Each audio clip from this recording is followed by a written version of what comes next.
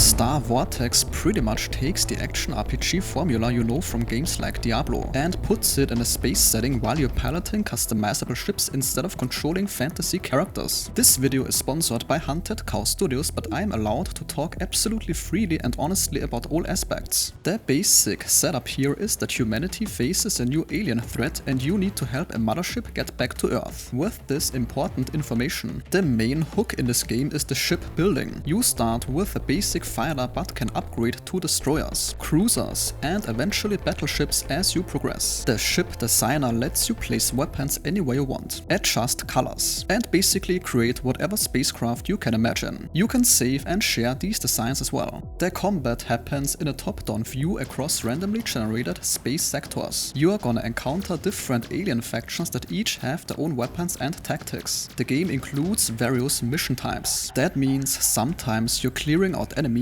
other times you're escorting damaged ships or fighting in large battles with allies. The amounts of weapons is pretty extensive too. It covers pretty much everything from basic lasers to homing missiles, drones and specialty gear like grappling hooks. For progression, your pilot gains experience and skill points that you can spend in 3 different upgrade trees to improve your abilities. Meanwhile, you're also constantly finding new weapons and equipment with different stats and special properties. The equipment system has quality tiers and upgrade paths, so you can improve gear you like rather than just replacing everything. The environmental dangers make things more complicated because some areas have heat that damages unprotected ships, and others have stuff like corrosive effects. That means you should plan your loadout so you bring the right resistances and weapon types. You have choices about how to approach each area. You can make a beeline for your objective or explore thoroughly to find better loot and gain more experience. Elite enemies and bosses provide bigger challenges of course, but also better rewards. What's pretty cool is how ship size, pilot skills and equipment all work together. Your ship class determines how many weapon slots you can physically fit, but your pilot level controls which ones you can actually use. This leads to a rather satisfying progression that has you always working toward unlocking new stuff. The game includes difficulty scaling and you can bump up the difficulty for better drops and tougher fights. It's designed to keep you engaged long term. Since it's made by a solo developer, the scope is focused but deep. The developer plans to expand the game significantly during early access, with perhaps multiplayer and mod support later. If you like games that let you mess with builds and chase better equipment, this does that for you while offering something different from the usual fantasy setting. And that sentence concludes today's video. If your time was respected, a like or comment is very much appreciated.